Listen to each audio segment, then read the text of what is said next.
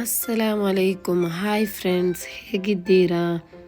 ಇವತ್ತು ನಾವು ಬ್ರೆಡ್ ಮತ್ತು ಚಿಕನ್ ಉಪಯೋಗಿಸಿ ಪಾಕೆಟ್ ಹೇಗೆ ಮಾಡುವುದಂತ ನೋಡುವ. ಇದು ತುಂಬ ಕ್ರಿಸ್ಪಿ ಹಾಗೂ ತುಂಬ ಟೇಸ್ಟ್ ಆಗಿರ್ತದೆ ರೆಸಿಪಿ. ಇದನ್ನು ನೀವು ತುಂಬ ಸುಲಭವಾಗಿ ಮಾಡಬಹುದು. ಫ್ರೆಂಡ್ಸ್, ವಿಡಿಯೋ ಮಾಡುವ ಬನ್ನಿ. ಫಸ್ಟಿಗೆ ನಾನಿಲ್ಲಿ ಒಂದು ಪ್ಯಾನ್ ತೆಗೆದಿದ್ದೇನೆ. ನೆಕ್ಸ್ಟ್ ಅದಕ್ಕೆ 2 ಟೇಬಲ್ ಸ್ಪೂನಷ್ಟು ಆಯಿಲ್ ಹಾಕಿದ್ದೇನೆ. ನೋಡಿ, ಜಾಸ್ತಿ ಆಯಿಲ್ ಹಾಕಬೇಡಿ, 2 ಟೇಬಲ್ ಸ್ಪೂನ್. ಆಯಿಲ್ ಬಿಸಿ ಆದ ನಂತರ ನಾನಿಲ್ಲಿ ಮೀಡಿಯಮ್ ಸೈಜಿದ್ದು 2 ಈರುಳ್ಳಿಯನ್ನು ಕಟ್ ಮಾಡಿ ಹಾಕಿದ್ದೇನೆ. ನೀವು ಇದನ್ನು ಮೀಡಿಯಮ್ ಫ್ಲೇಮಲ್ಲಿ ಫ್ರೈ ಮಾಡಿ, ತುಂಬ ಹೊತ್ತು ಫ್ರೈ ಮಾಡೋದು ಬೇಡ, ಸ್ವಲ್ಪ ಮೀಡಿಯಮ್ ಫ್ಲೇಮಲ್ಲಿ ಫ್ರೈ ಮಾಡಿ. ನೋಡಿ, ಈರುಳ್ಳಿ ಕಲರ್ ಚೇಂಜ್ ಆದ ನಂತರ ಅದಕ್ಕೆ ನೀವು ಒಂದು ಕ್ಯಾಪ್ಸಿಕಮ್ಮನ್ನು ಕಟ್ ಮಾಡಿ ಹಾಕಿ.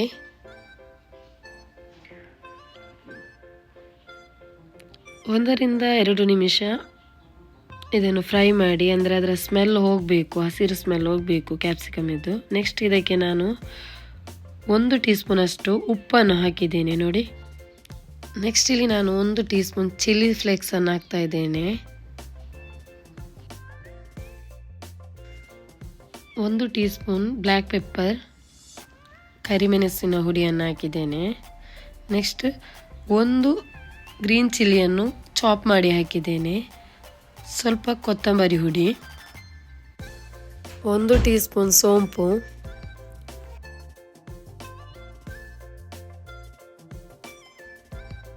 ನಂತರ ಇಲ್ಲಿ ನಾನು 200 ಗ್ರಾಮ್ ಚಿಕನನ್ನು ಶ್ರೆಡ್ ಮಾಡಿ ಹಾಕ್ತಾ ಇದ್ದೇನೆ.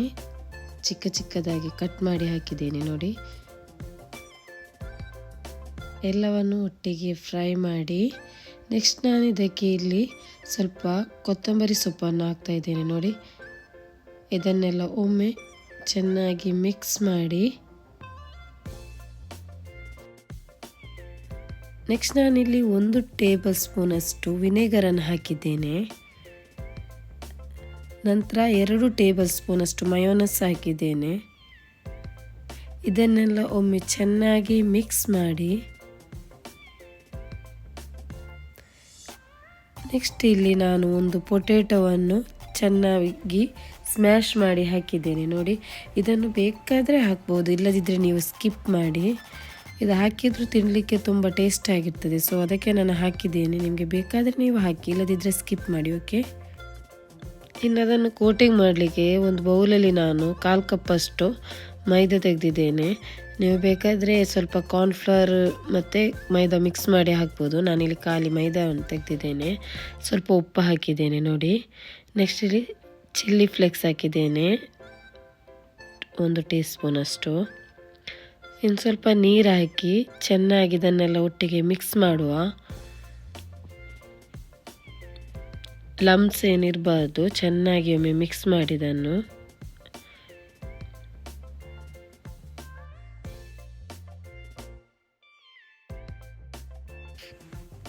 ನೆಕ್ಸ್ಟ್ ನಾನಿಲ್ಲಿ ಒಂದು 3-4 ಬ್ರೆಡ್ಡನ್ನು ಕಟ್ ಮಾಡಿ ಅದನ್ನು ಕ್ರಮ್ಸ್ ಮಾಡಿ ಇಟ್ಟಿದ್ದೇನೆ. ನೋಡಿ, ಬ್ರೆಡ್ ಕ್ರಮ್ಸ್ ಮಾಡಿ ಇಟ್ಟಿದ್ದೇನೆ, ಯಾಕಂದರೆ ಅದು ನಮಗೆ ಡಿಪ್ ಮಾಡಲಿಕ್ಕೆ ಬೇಕು. ನಾನಿಲ್ಲಿ ಬ್ರೆಡ್ ತೆಗೆದಿದ್ದೇನೆ. ನೋಡಿ, ಇದರ ಸೈಡನ್ನೆಲ್ಲ ಕಟ್ ಮಾಡಿ ಬ್ರೆಡ್ ತೆಗೆದಿದ್ದೇನೆ. ಇನ್ನು ನಾವು ಈ ಬ್ರೆಡ್ಡಿಗೆ ಸ್ಟಫಿಂಗನ್ನು ಹಾಕುವ. ನೋಡಿ, ನಾನು ಹಾಕಿದ್ದೇನೆ ಎಲ್ಲ ಸ್ಟಫಿಂಗನ್ನು. ಸ್ಪೂನ್ನ ಸಹಾಯದಿಂದ ಚೆನ್ನಾಗಿ ಸ್ಪ್ರೆಡ್ ಮಾಡಿ ಸ್ಟಫಿಂಗನ್ನು. ನೋಡಿ, ಚೆನ್ನಾಗಿ ಬ್ರೆಡ್ 4 ಬದಿಗೆ ಕೂಡ ನೀವು ಸ್ಪ್ರೆಡ್ ಮಾಡಿ. ನೋಡಿ, ಇಲ್ಲಿ ನಾನು ನೆಕ್ಸ್ಟ್ ಉಳಿದದ್ದು ಕೂಡ ಸ್ಟಫಿಂಗನ್ನು ಫಿಲ್ ಮಾಡ್ತಾ ಇದ್ದೇನೆ ಎಲ್ಲದಕ್ಕೆ. ಇನ್ನು ನಾವು ಉಳಿದ ಬ್ರೆಡ್ಡನ್ನು ತೆಗೆದು ಇದರ ಮೇಲೆ ಇಟ್ಟು ಸೆಟ್ ಮಾಡುವ. ನೋಡಿ, ನಾವೀಗ ಸ್ಯಾಂಡ್ವಿಚ್ ಮಾಡ್ತೇವಲ್ಲ, ಸೇಮ್ ಅದೇ ರೀತಿಯಲ್ಲಿ ಇಟ್ಟು ಸ್ವಲ್ಪ ಸೆಟ್ ಮಾಡಿ. ಇದನ್ನು ಹೀಗೆ ಕೂಡ ಸ್ಯಾಂಡ್ವಿಚ್ ಥರ ತಿನ್ಬೋದು, ತಿನ್ನಲಿಕ್ಕೆ ತುಂಬ ಟೇಸ್ಟ್ ಆಗಿರ್ತದೆ. ಇನ್ನು ನಾವು ಇದನ್ನು ನಾವು ಕೋಟಿಂಗ್ ಮಾಡುವ. ನಾವಿನ್ನು ಮೈದಾ ಹಿಟ್ಟಿದ್ದು ಸ್ಲರಿ ಮಾಡಿಟ್ಟಿದ್ದೇವಲ್ಲ, ಅದಕ್ಕೆ ಡಿಪ್ ಮಾಡಿ ಫುಲ್ 4 ಬದಿ ಕೂಡ ಚೆನ್ನಾಗಿ ಡಿಪ್ ಮಾಡಿ, ನೆಕ್ಸ್ಟ್ ಇದನ್ನು ನಾವು ಬ್ರೆಡ್ ಕ್ರಮ್ಸಿಂದ ಇದನ್ನು ಕೋಟಿಂಗ್ ಮಾಡುವ. ನೋಡಿ, ಫುಲ್ 4 ಬದಿ ಕೂಡ ಬ್ರೆಡ್ ಕ್ರಮ್ಸನ್ನು ಹಾಕಿ ನೋಡಿ, ಚೆನ್ನಾಗಿ ಹಾಕಿ. ಇಲ್ಲಾಂದರೆ ಅದು ಆಯಿಲ್ ಉಂಟಲ್ಲ, ಆಯಿಲ್ ಫುಲ್ ಅದರಲ್ಲಿ ಇರ್ತದೆ. ಸೊ ಚೆನ್ನಾಗಿ ಡಿಪ್ ಮಾಡಿ.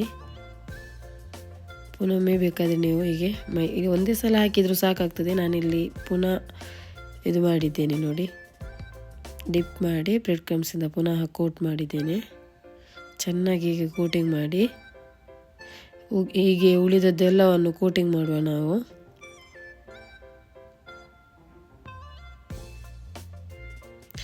ನೆಕ್ಸ್ಟ್ ಇದನ್ನು ನಾವು ಆಯಿಲಲ್ಲಿ ಹಾಕುವ ನೋಡಿ. ನಾನೊಂದು ಪ್ಯಾನಿಗೆ ಆಯಿಲ್ ತೆಗೆದಿದ್ದೇನೆ ನೋಡಿ. ಆಯಿಲ್ ಬಿಸಿ ಆದ ನಂತರ ಇನ್ನು ನಾವು ಚಿಕನ್ ಪಾಕೆಟ್ ಮಾಡಿದ್ದೇವಲ್ಲ, ಅದನ್ನು ಇದಕ್ಕೆ ಹಾಕಿ ಫ್ರೈ ಮಾಡುವ ನೋಡಿ.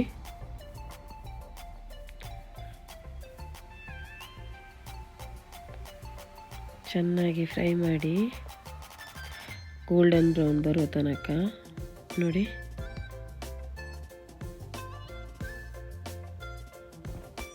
ಇನ್ನು ಉಳಿದ ಪಾಕೆಟನ್ನು ಕೂಡ ನಾವು ಇದೇ ರೀತಿ ಫ್ರೈ ಮಾಡುವ ನೋಡಿ. ಕ್ರಿಸ್ಪಿಯಾಗಿ ಆಗಿದೆ. ಇದು ತುಂಬ ಈಸಿಯಾದ ರೆಸಿಪಿ, ನೀವು ಕೂಡ ಒಮ್ಮೆ ಟ್ರೈ ಮಾಡಿ.